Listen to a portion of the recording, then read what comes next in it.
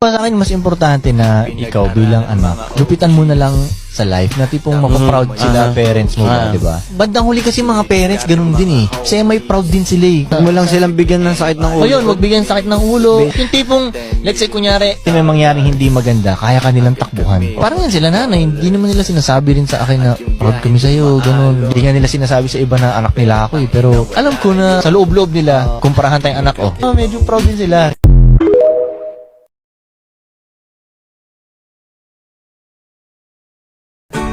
Very minimal ang mailing list. Like right now nga, may din-develop kaming app. Software and app na rin siya. So sa PC, pwede rin sa phone. Na matatrack ko yung per part ng raw material. Matatrack ko ang raw materials hanggang sa finished product. Oh, So let's say yung tali niyang hoodie na yan. Simula dun sa pagbili ng wholesale